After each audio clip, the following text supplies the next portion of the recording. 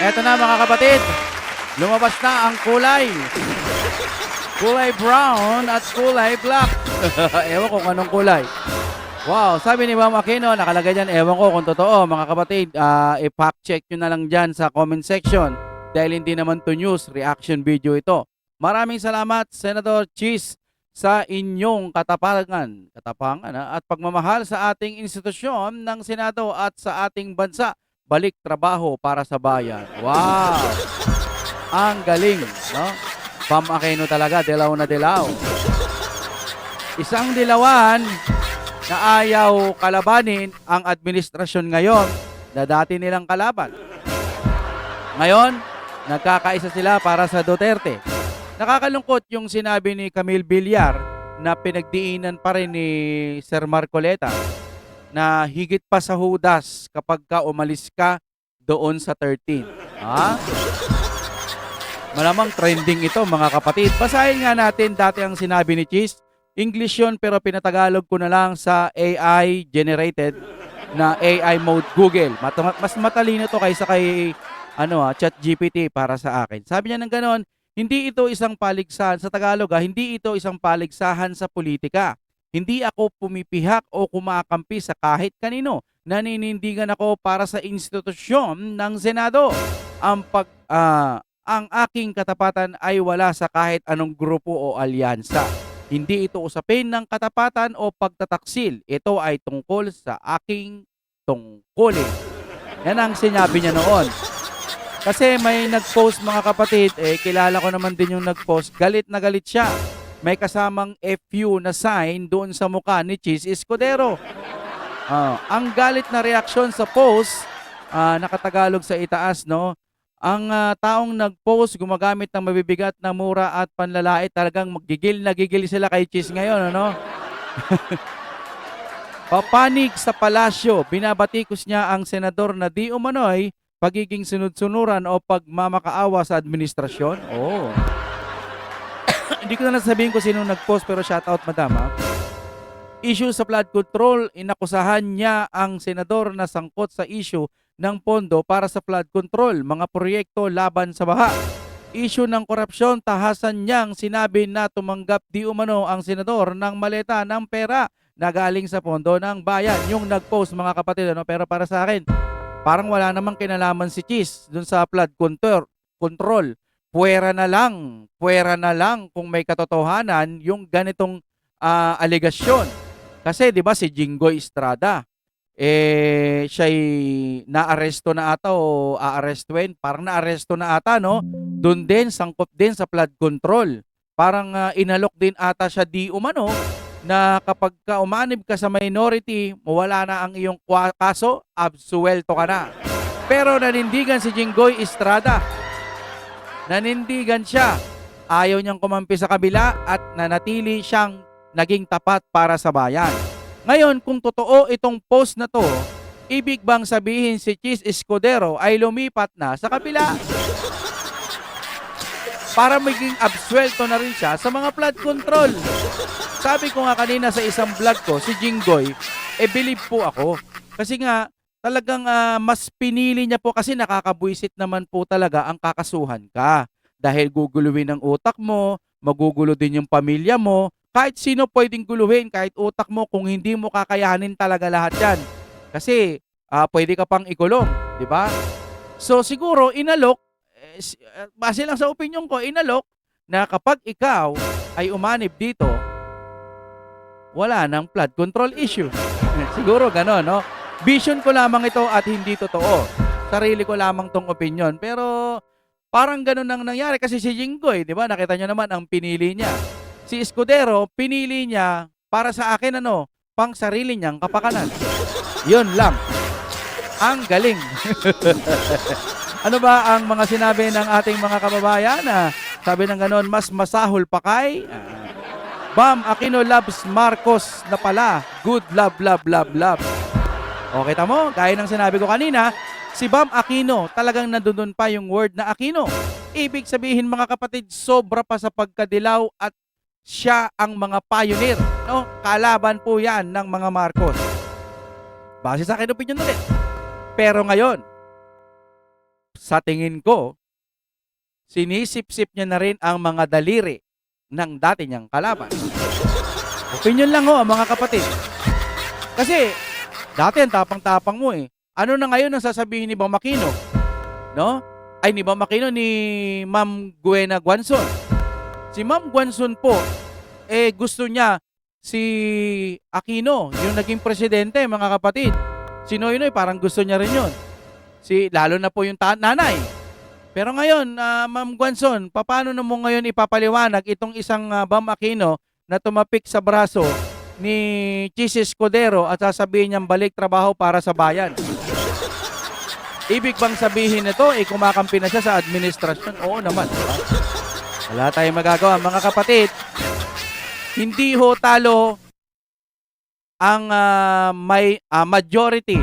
Yang 30 na yan, hindi sila ang talo. Talo ang mga mamamayang Pilipino pag napabagsak nila si VP Sara. Sabi ko nga, si VP Sara makakakain pa rin yan. Makakatulog pa rin yan kahit papano. At hindi naman yan maghihirap dahil marami yang mga kahit papano ipon. Pero ang mga kababayan ho natin na nangihingi ng katarungan patungkol po sa flood control, wawa na, wala na. Di ba? O sino pa pagkatapos ni Chis Escudero? Magsilitaw na kayong lahat. Ay nako, ayan kasi may papakita ulit tayo dito. Ano ang mga meron dito? Ito yung mga gusto kong i-reaction kanina.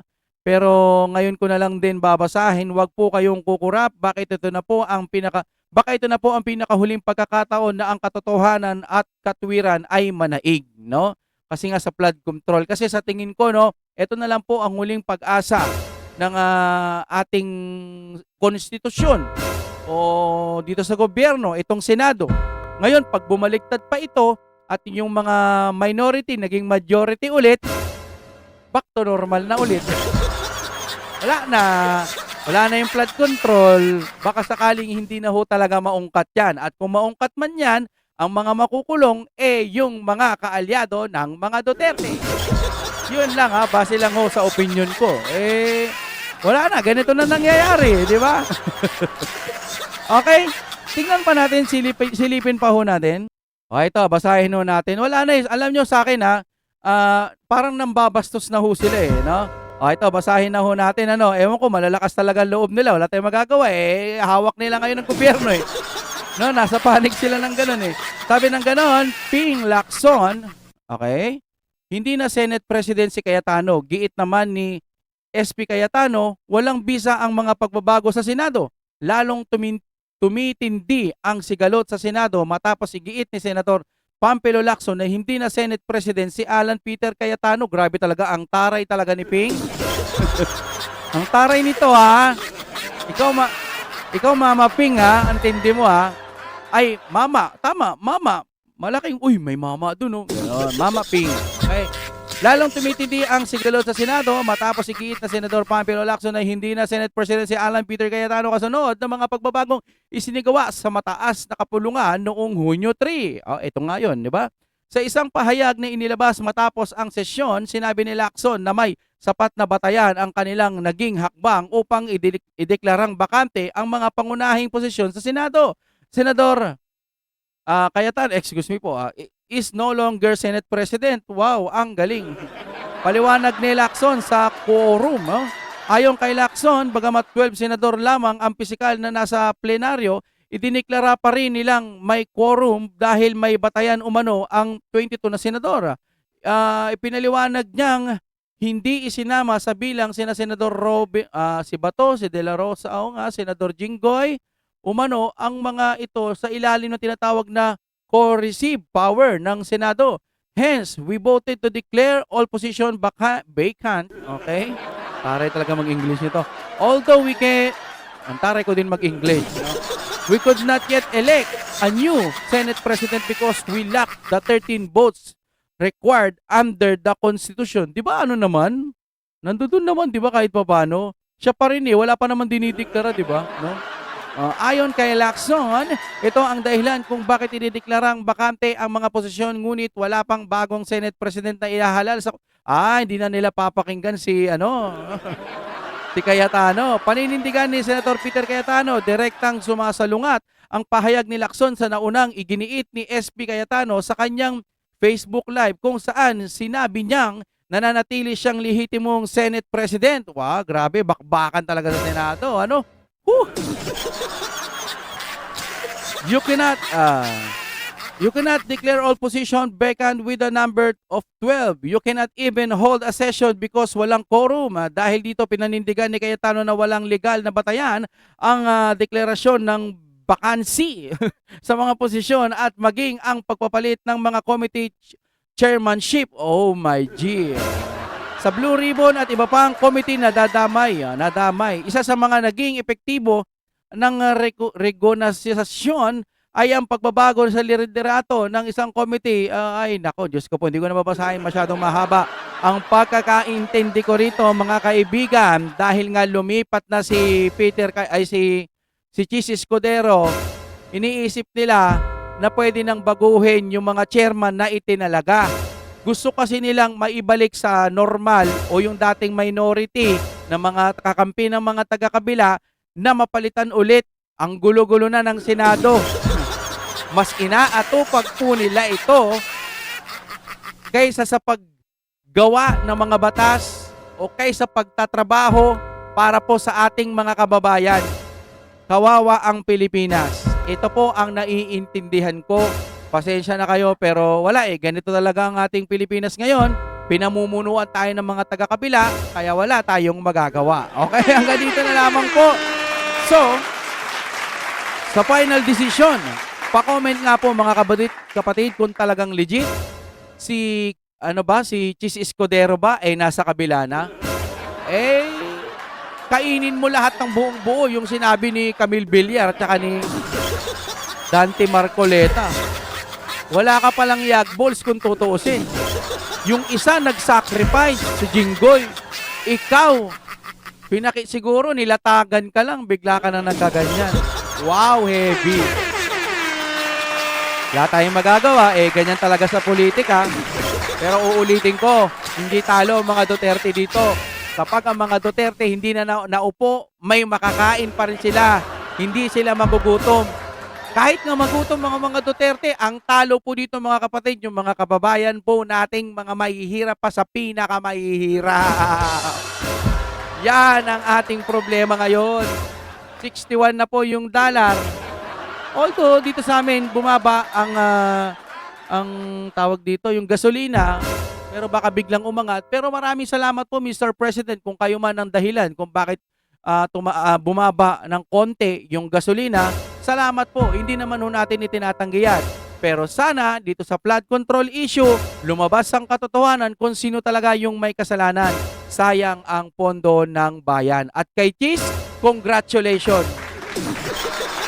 Kayo mga kapatid, ano ang masasabi nyo kay Chis? Kayo na bahala sa comment section.